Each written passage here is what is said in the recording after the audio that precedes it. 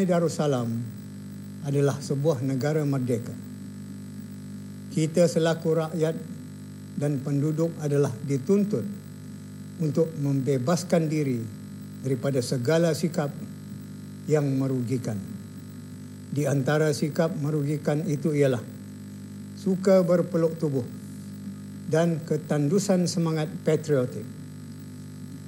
Sikap seperti ini sepatutnya tidak ada lagi dalam era merdeka, kerana kemerdekaan itu sendiri merupakan perangsang atau penggerak ke arah lebih super dan lebih progresif, bukan lebih culas dan lemah.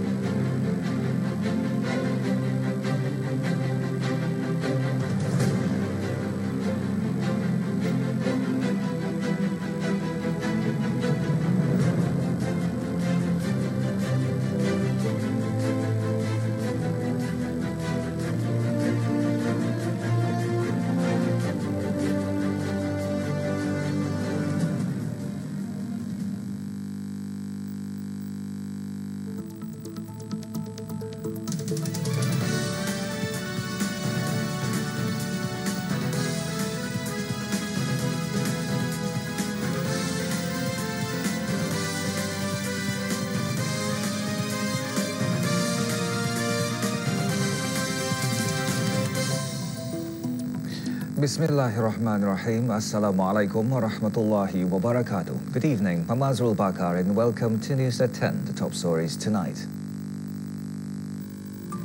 The 28th of September 2017 has been set as its date for the opening of the Gendang Jaga-Jaga, marking the start of the Golden Jubilee celebration of His Majesty the Sultan Yang di-Pertuan of Brunei Darussalam's accession to the throne.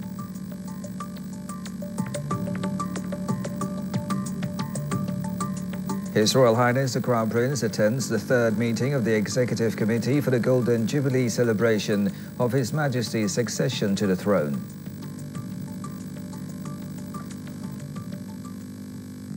The 28th of September 2017 has been set as the date of the opening of the Gendang Jaga-Jaga, marking the start of the Golden Jubilee celebration of His Majesty Sultan Haji Hassan Al-Bolkiah Mu'izzuddin wa Daulah Ibn Almarhum Sultan Haji Omar Ali Saifuddin Sa'adul Khairuddin, Sultan Yang di-Pertuan of Brunei Darussalam's accession to the throne. His Royal Highness Prince Haji Al-Muhtadi Billah Ibn His Majesty Sultan Haji Hassan Al-Bolkiah Mu'izzuddin wa Daulah, the Crown Prince and Senior Minister in the Prime Minister's Office in a sabda, says the opening of the Gendang Jaga-Jaga ceremony will be on Thursday, the 28th of September 2017, while the closing ceremony will be on Thursday, the 12th of October 2017. His Royal Highness delivered a sabda this morning during the third meeting of the Executive Committee for the Golden Jubilee celebration of His Majesty the Sultan Yang di-Pertuan of Brunei Darussalam's accession to the throne. The meeting, held this morning, is a follow-up to the second meeting of the Executive Committee for the Golden Jubilee celebration of His Majesty's accession to the throne last February. It took place in the Prime Minister's Office building in Jalan Perdana Menteri. Upon arrival, His Royal Highness the Crown Prince, as the patron of the Advisory Committee for the Golden Jubilee of His Majesty the Sultan Yang di-Pertuan of Brunei Darussalam's accession to the throne, was greeted by His Royal Highness Prince Haji Sufri Bolkiah Ibn Almarhum Sultan Haji Omar Ali Saifuddin Sa'adul Khairuddin as a member of the celebration's Advisory Committee. Also welcoming His Royal Highness the Crown Prince were co-chairpersons of the Executive Committee for the Golden Jubilee celebration, Yang Amat Mulia Pengiran Lela Chetria Sahibun Najabah, Pengiran Anak Haji Abdul Aziz bin Pengiran Jaya Negara Pengiran Haji Abu Bakar Yang di-Pertua of Adat Istiadat Negara, Yang Berhormat Pihin Rangkaya Seri Karna Datuk Seri Istia Dr. Haji Awang Abu Bakar bin Haji Apong, Minister of Home Affairs, Yang Berhormat Pihin Rangkaya Laila Istia Datuk Seri Istia Awang Haji Abdul Rahman bin Haji Ibrahim, Minister of the Prime Minister's Office and Second Minister of Finance, Yang Berhormat Pihin Datuk Seri Maharaja Datuk Perka Seri Istia Dr. Ustaz Raja Abdul Aziz bin Junid, the State Mufti, and Yang Berhormat Pihin Rangkaya Shah Bandar Datuk Seri Istia Haji Awang Muhammad Nawawi bin Pihin Rangkaya Shah Bandar Haji Awang Muhammad Taha, the Private and Confidential Secretary of His Majesty the Sultan Yang di-Pertuan of Brunei Darussalam.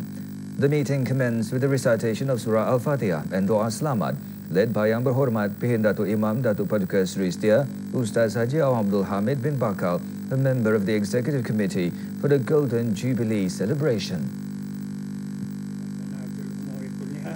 وأجرنا من خزي الدنيا وعذاب الآخرة ربنا أتمم لنا نورنا واغفر لنا إنك على كل شيء قدير ربنا آتنا في الدنيا حسنة وفي الآخرة حسنة وقنا عذاب النار وصلى الله على سيدنا محمد وعلى آله وصحبه أجمعين بفضل سبحان ربك رب العزة عما يصفون وسلام على المرسلين والحمد لله رب العالمين. Yang Berhormat Pihin Rangkaian Seri Karna Datuk Seri Setia Dr. Haji Awang Abu Bakar, in his welcoming speech, among other things, touched on the agenda presented during the meeting.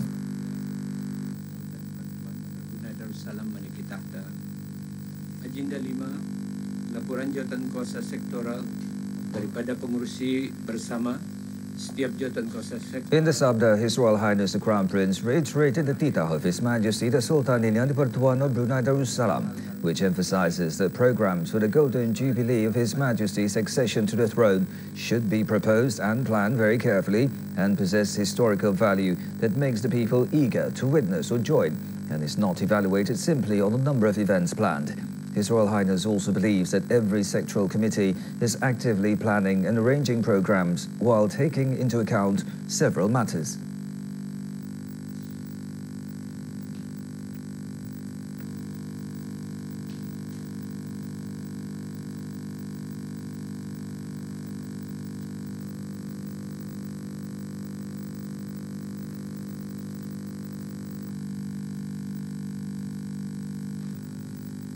Jawatan kuasa sektoral hendaklah sentiasa dipandu oleh titah pedukayanda yang menekankan aspek kesederhanaan dan sifat sambutan sebagai petanda bagi sejarah negara.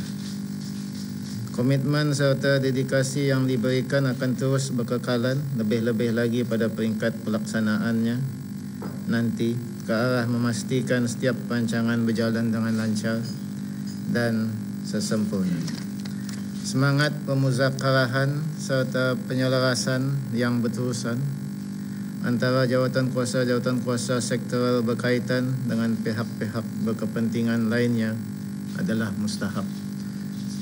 Sambutan Jubli Emas diharapkan memberikan impak besar dalam menjana serta menggiatkan aktiviti perekonomian yang mampan. The presence of His Royal Highness portrays the Crown Prince's high commitment and attentiveness in leading the direction of every aspect of planning and preparations to be implemented. The Golden Jubilee celebration of His Majesty's succession to the throne is an opportunity for all citizens and residents in the country to celebrate His Majesty's glorious reign as a wise monarch who always cares for the people's solidarity and well-being. In this executive meeting, co-chairpersons of the sectoral committees for the Golden Jubilee celebration presented the latest developments of the plan, programs and activities. Among the key matters that were discussed was the highlight of the Golden Jubilee celebration, which will be the Royal Parade, as was held during the Silver Jubilee in 1992. The discussion showed the progress made and the necessary preparations for the celebration, and it reflects the commitment of the sectoral committees in ensuring the successful implementation of the Golden Jubilee celebration.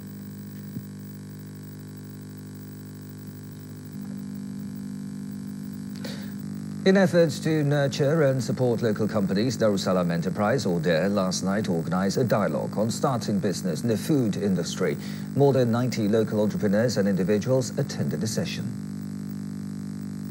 The event was also attended by Yang Berhormat bin Datuk Seri Menteri, Retired Colonel Datuk Seri Setia Dr. Awang Haji Muhammad Yasmin bin Haji Umar, Minister of Energy and Industry in the Prime Minister's office.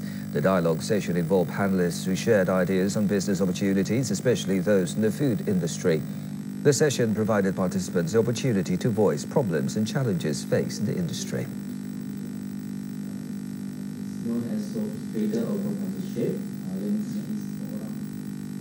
Brunei rainforest has been an important area of study for British scientists working alongside Bruneian scientists over many decades to research this country's rich biodiversity.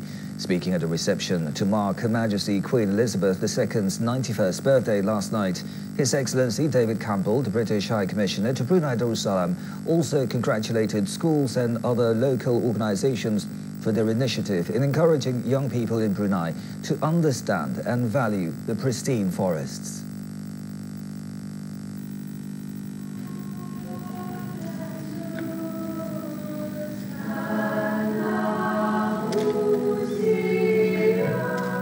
Representing the government of His Majesty the Sultan Indian Pertuan of Brunei Darussalam at the reception was Yang Berhormat Datuk Seri Haji Bahrain bin Abdullah, Minister of Development. His Excellency also praised Brunei's participation and commitment to the Heart of Borneo initiative. The event was also a special commemoration of the Queen's Commonwealth Canopy initiative. For those 55 years, they regularly train and exercise together and conduct defence engagements tasks in the Asia-Pacific region. Current issues and government policies can be clarified and shared through the Information Musakara program. Details next. First is excerpt of His Majesty's Tidak.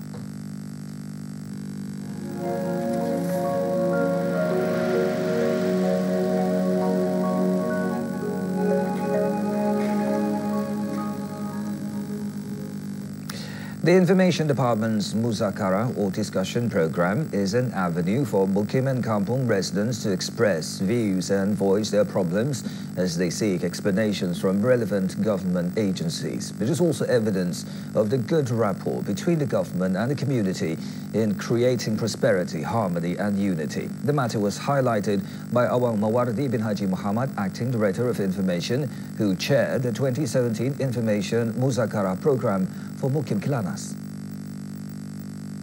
Awang Mawardi bin Haji Muhammad also said, in line with the function and responsibility of the Information Department as the government official media, information such as current issues and government policies can be clarified and shared through the program. It also facilitates feedback for relevant government agencies to evaluate and act upon. The panelists consisted of heads of department, deputies or assistants and senior government officers. The program aimed at improving the close relations between the government in general and the Information Department in particular, the community. It also shows the government's awareness and concern in ensuring that people live in peace and prosperity, as well as improving credibility in the eyes of the people. The Information Musakara program also provides Mukim and Kampung residents with a proper medium to voice their problems for appropriate government agencies to consider or provide explanations or clarifications on the issues.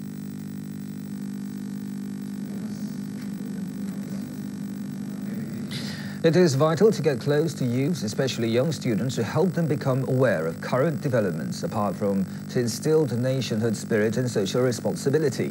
Students can also act as agents in disseminating information in a positive and effective way to their peers. This is among the aims of the Information Department's Youth Peer Program, which was held this morning at the Chonghua Middle School in Bandar Seri Begawan. Present was Awang Dennis Ho Muntai, Director of Polytechnic Brunei. More than 260 students from years 9 and 10 attended the program. The students were given a briefing on nationhood entitled Menghayati Bendera dan Lagu Kebangsaan Negara Brunei Darussalam, or Appreciating the Brunei Darussalam's National Flag and National Anthem, which was delivered by Dayang Haji Hamzah binti Datuk Kerna Haji Jaya, Information Officer, Head of Nation Unit of the Community Relation and Nationhood Section. The program also gave awareness of civic and nationhood spirit, specifically the youth, towards the formation of a positive mindset. Dengan betul dan ia juga dapat menaikkan semangat patriotik kepada kita ni lah. Baguslah hari-hari ini dapat belajar menaikkan bendera sama lagu kebangsaan lah. I actually didn't know much about the Brunei flag, but actually just now when I listened, I finally know that we cannot simply put out the flag. We must put out only on special days like the national days or the Sultan birthday or any special days. Yeah. Yeah, it's very useful for Belajar. More news after these commercials. Wow! Welcome to Pizza Hut.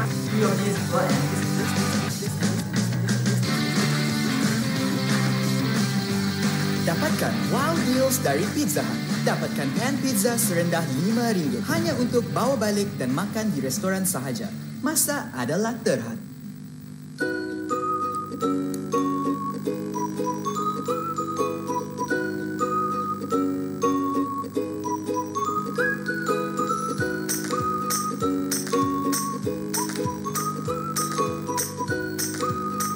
Peratus dibuat dari daun teh asli, bukan dari ekstrak seperti yang lain. Rasakan perbezaan teh hijau yang sebenar. Beralih ke Poka, jenama nombor 1 di Singapura. Wow! Welcome to Pizza Hut.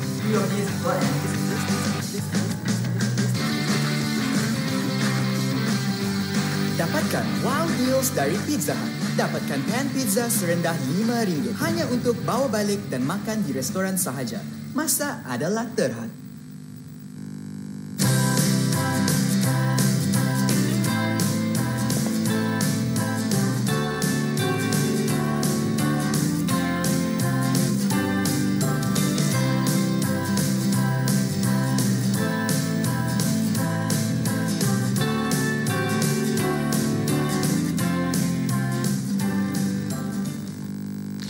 The construction of the Kampong Tanjung Bunut Mosque at a cost of $3.5 million will be the first project built with the allocation from the Mosque Construction Fund of Brunei Darussalam. Since its establishment in June 2015 until last month, donations to the fund have reached nearly $5 million. For ease of the public in making donations to the fund, several collection methods have been implemented. The previous funding methods are still implemented as usual, such as standing order contributions, money deduction through fixed instructions to the bank or the contributor's account, direct walk-in contributions, donation through direct deposit to the account of the Mosque Construction Fund, handing over donations directly to the Mosque Affairs Department, Ministry of Religious Affairs, pledging, putting donations directly into the fund collection boxes provided at mosques and selected buildings, donation through SMS services, and donation through salary deduction for government officers and staff and government-linked companies, GLC. All contributions will be deposited to the special account for the fund, either to account number 00-001-01-0047148 of Bank Islam Brunei Darussalam BIBD, or to account number 00210940310268 of Tabung Amanah Islam Brunei Thai. The establishment of the fund is one of the positive ways where all parties can play their roles in giving sincere contributions in line with its objective to give opportunity to the public, specifically Muslims in the country, to be involved in mosque construction and investing for the hereafter according to their own capability. The cause of a fire that gutted a two-storey house in Kampung Sinarubai in the Brunei Muara district this morning, as well as the extent of property loss, are still under investigation. The incident occurred at around 6:40 in the morning and damaged the upper part of the house owned by Pangeran Muhammad Ayub bin Pangeran Haji Muhammad Yassin. The Fire and Rescue Department received an emergency call at 7:16 in the morning. 2 fire engines from the Bandar Sribgawan Fire Station and 10 personnel were rushed to the scene and managed to control the fire in 12 minutes. According to the house owner, the fire might be caused by the air cooler system in one of the rooms at the second floor.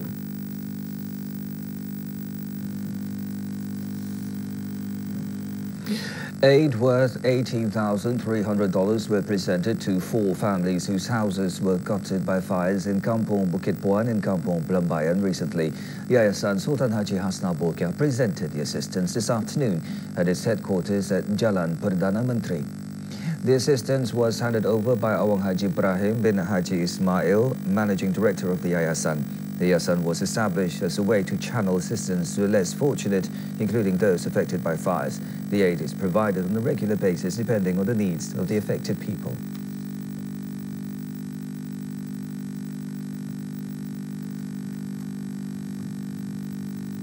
Success cannot be achieved without effort. With perseverance, Yang Berhormat Haji Abdul Hamid alias Haji Sabli bin Haji Arshad, member of the Legislative Council, who is also the director at Sabli Food, became successful in the world of business. For Yang Berhormat, entrepreneurship is a challenge where every entrepreneur will experience the ups and downs in the world of business. With continuous effort, Yang Berhormat now owns 9 types of businesses ranging from food and drink production, construction and engineering, transportation, restaurant and catering, To learn more on Yang Berhormat's success in the world of business, tune in to the Jalur-Jalur Kejayaan documentary, which will be aired on RTV Perdana channel tomorrow at 9 p.m.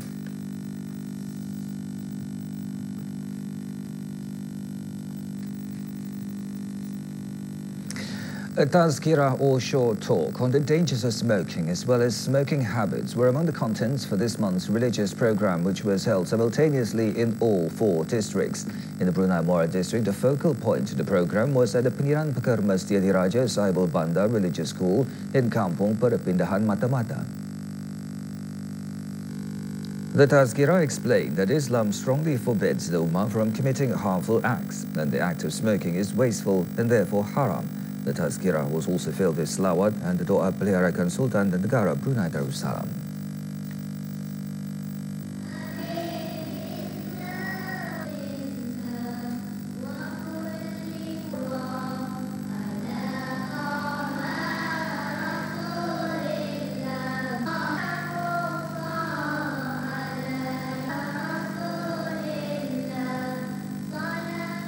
Harapan saya supaya diorang mendapat mengamalkan akan kepentingan selawat ini, terutama sekali dalam tajuk tazkirah pada hari ini, iaitu rokok atau merokok itu memudaratkan, supaya diorang ini dapat memberikan lagi nasihat kepada keluarga-keluarga di sekeliling diorang itu akan bahayanya. A similar program was also held in the Belai district at the Pengiran Setiajaya Pengiran Abdul Mumin Religious School in Kampung Pandan. The school's headmaster explained that such a program can assist in improving the students' achievements.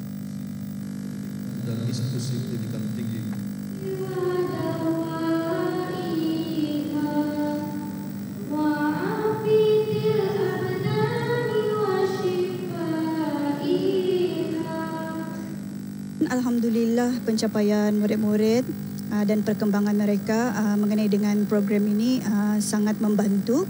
Dari segi akademik, hafalan mereka banyak membantulah mengenai tentang program ini. The Korean Religious School became the focal point of the program in the Tutong district. The tazkirah, among other things, explained that every inhale of a cigarette is similar as inhaling 4,000 types of chemicals that can be found in the cigarette.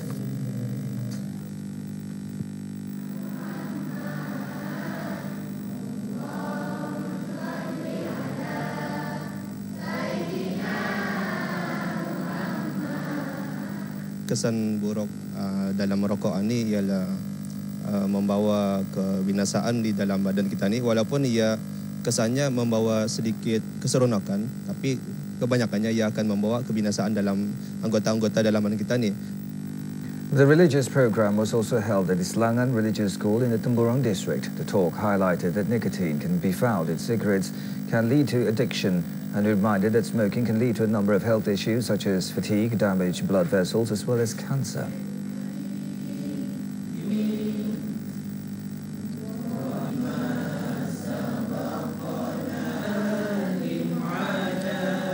Bahaya rokok dan mudaratnya kepada kesihatan kepada para pelajar, untuk sebagai cara untuk pelajar itu tahu akan bahaya rokok, disampaikan juga mudarat pada kesihatan, bahan-bahan kimia racun yang ada dalam rokok itu sendiri, dan juga dalam Islam memang rokok ini ditegahlah, dan sebab ia memudarat kepada perokok itu dan orang lain. A look at the nisab zakat or tithe rates for cash and property.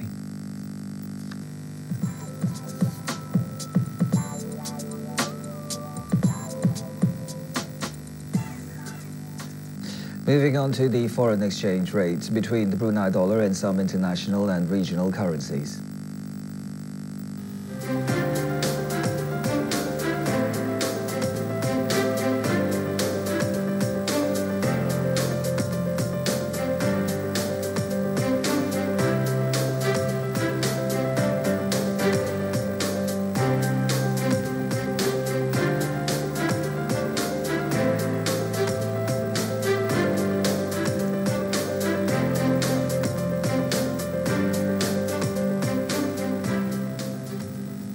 Moving on to world news and the top stories tonight.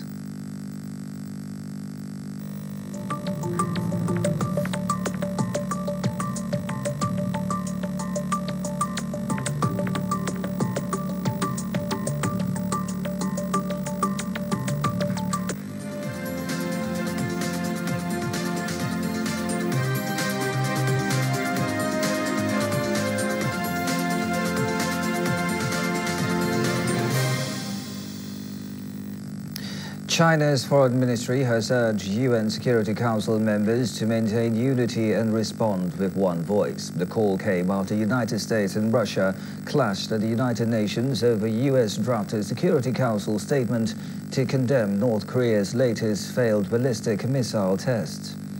Diplomats said China had agreed to the statement. Such statements by the 15-member council have to be agreed by consensus. Previous statements denouncing missile launches welcomed efforts by council members as well as other states to facilitate a peaceful and comprehensive solution through dialogue. The latest draft statement dropped through dialogue, and Russia requested it be included again.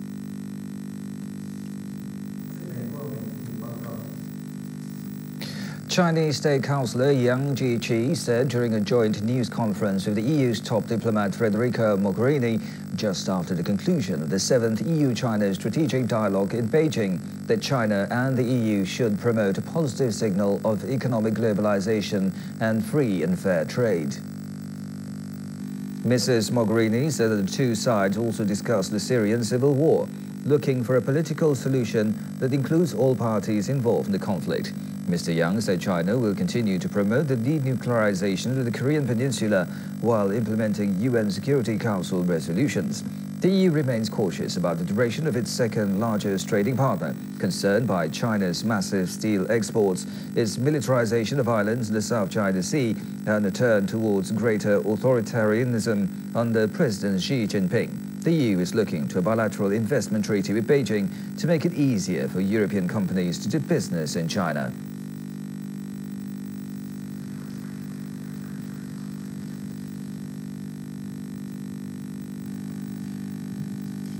Meanwhile, the High Representative of the EU for Foreign Affairs and Security Policy, Federica Mogherini, said that Britain has more to lose than the EU from its decision to leave the bloc.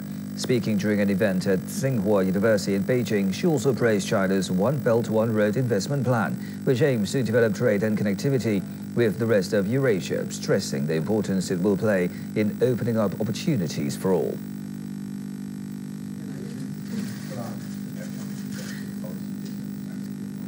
Foreign ministers of Australia and Japan met in Tokyo amid the heightened tension over North Korea's nuclear and missile threat.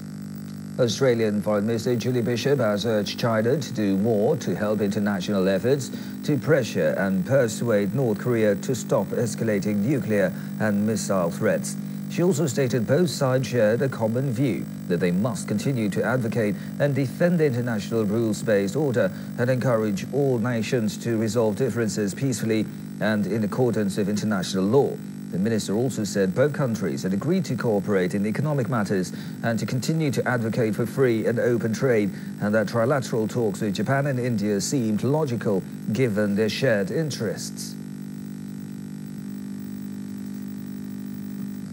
President Mike Pence said that the US is seeking to boost trade ties with Indonesia during his official visit to Jakarta. After meeting with Indonesian President Joko Widodo, Mr. Pence said the US was interested in a win-win relationship with Southeast Asia's biggest economy. Indonesia is one of 16 countries on the review for having a trade surplus with the United States.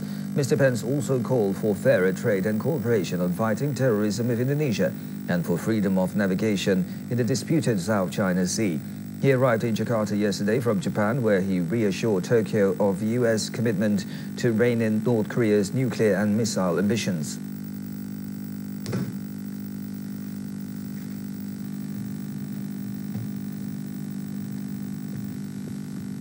Meanwhile, US Vice President Mike Pence has visited Southeast Asia's largest mosque, the Istiqlal Mosque in Jakarta, as Washington seeks to boost a strategic partnership with the country of the world's largest Muslim population. Mr. Pence, along with his wife Karen and two daughters, were accompanied by the chief leader or imam of Istiqlal Mosque, which is also the national mosque of Indonesia.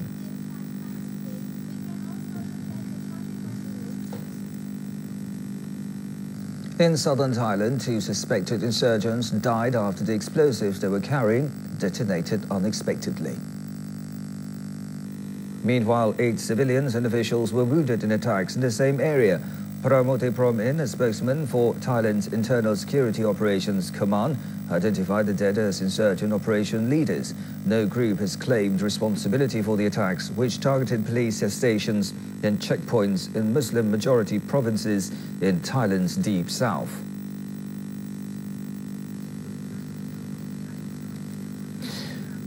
British Prime Minister Theresa May met with the President of the European Parliament, Antonio Tajani, to discuss the launch of Brexit negotiations with the European Union.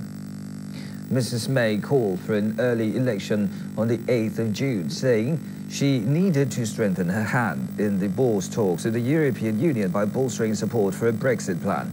The EU spokesman said that the European Union would stick to a timetable for preparing to launch Brexit negotiations with Britain, despite May's call for a snap general election. EU Brexit chief negotiator Michel Barnier has said he expects full negotiations to start in early June, although it remains unclear what the British position on that will now be, given the electoral timetable.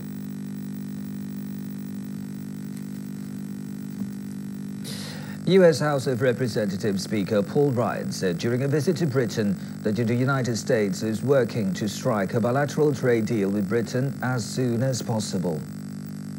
Speaking on a wide range of subjects at a policy exchange event in London, Mr. Ryan said the U.S. was also working closely with the EU towards a TTIP, Trade and Investment Partnership Agreement. He also said Russian aggression could be countered by a strong NATO and that the alliance remained critical to the safety and security of the United States, Great Britain and the world and must be strengthened.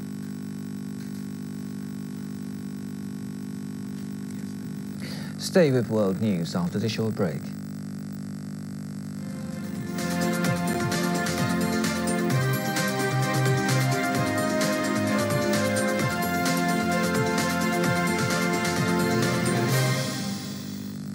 After the evacuation of rebels and their families, the towns of Zabadani, Madaya and Bukain returned to Syrian government control.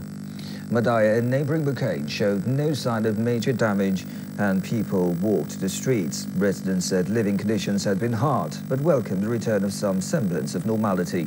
Pro-government media reported that the last rebels in the town of Zabadani near Damascus have either departed for insurgent-held regions or accepted government rule, part of a reciprocal evacuation deal for besieged areas. Under the deal between rebels and Syrian government, insurgents and their families from Zabadani and Madaya near Damascus crossed to rebel-held territory, while civilians and pro-government fighters from the Shia villages near Idlib were taken by bus to government-controlled Aleppo.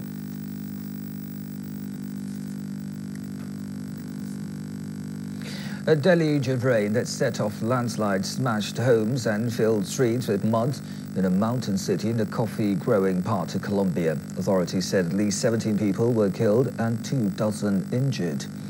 The disaster struck in the early morning yesterday when many people in Manizales were still asleep. Dozens of hillslides have way in Manizales after the city of nearly 400,000 people received the equivalent of a full month's rain in the span of 5 hours. The inundation caused at least 40 to 50 avalanches of mud and rock that destroyed homes and left several roadways impassable. Rescuers dug in thick layers of mud, searching for 9 people listed as missing. The dead included a police officer and 2 children. Meanwhile, President Juan Manuel Santos attempted to reach the region but was forced to land 200 kilometers away in Medellin after encountering bad weather. In remarks in a live broadcast, he said residents in areas still at high risk were being evacuated and national agencies mobilized to assist in the recovery.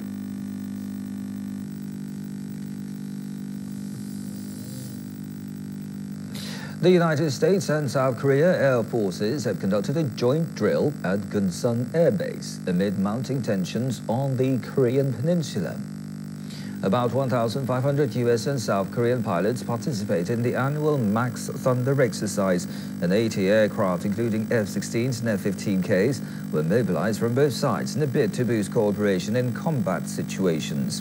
Tension has escalated sharply on the Korean Peninsula amid concerns that reclusive North Korea may soon conduct a 6th nuclear test, and after Washington said at the weekend it was diverting the aircraft carrier strike group Carl Vinson towards the Korean Peninsula in a show of force. About 28,500 U.S. troops are stationed in South Korea in joint defense with the South forces against North Korea. More than 1,000 cars from nearly as many companies made their debut ahead of the 2017 Shanghai Auto Show, reflecting the latest in technology and intelligent design. A total of 1,400 cars from multinational automakers hit the floor at Auto Shanghai 2017, known officially as the Shanghai International Automobile Industry Exhibition. This year, big names in the industry, including Volkswagen, Toyota and BMW, are highlighting electric vehicles and self-driving cars, hoping to bring the future of automobiles to the large Chinese market. Auto Shanghai 2017 will be open to the public on Friday to April 28th and is expected to attract about 1 million visitors.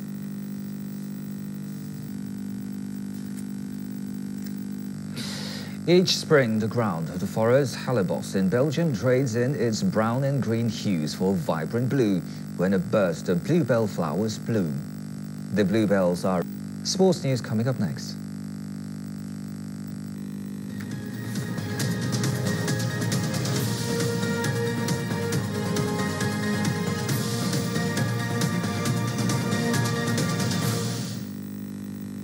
In the Singapore Football League, Brunei DPM MFC resumed their league campaign with an away match against Geylang International FC. The match, which ended a short while ago at Bedok Stadium in Singapore, saw Brunei DPM MFC lose 0-2 against the hosts. Here are some highlights of the match.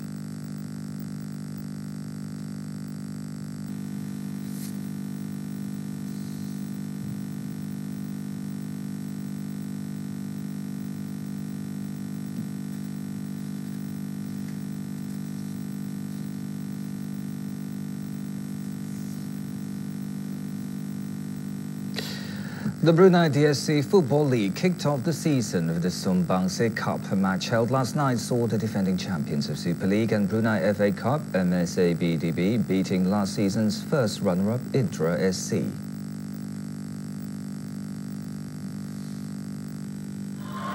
Indra SC led in the first half of the game with a penalty.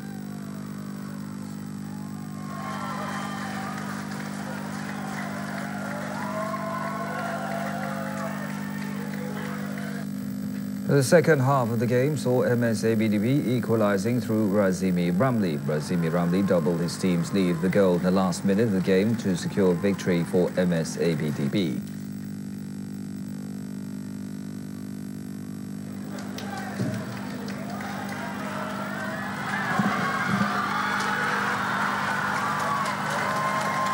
The Brunei DSC League Sumbangse Cup was handed over by Awang Amir bin Datuk Kermai Bijaya, retired Colonel Datuk Paduka Haji Hussein, Assistant General Manager of DSC Group IT Services.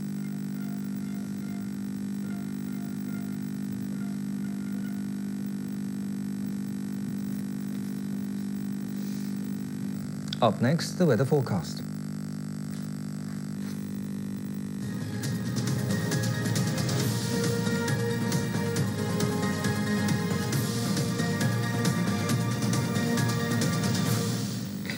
The general local weather for the next 24 hours is expected to be partly cloudy with showers or thundershowers over a few areas. Tonight, cloudy with showers or thundershowers are expected over some areas. A risk of flash flood and heavy downpour, especially at low-lying and flood-prone areas. Seas light at 0.5 to 1 meter and wind from southeast or southwest at 5 to 10 kilometers per hour. Tomorrow morning, the weather will be generally partly cloudy. Sea state remain the same as tonight's. Wind from southwest at 5 to 10 kilometers per hour. And the afternoon, partly cloudy with showers are expected mainly over inland areas. Sea state remain the same as tonight's. Wind will be from northwest at 10 to 25 kilometers per hour. Wallahu alam bisawab. A look at the forecast for Brunei Darussalam for the next 3 days and the weather for some of the main cities around the world.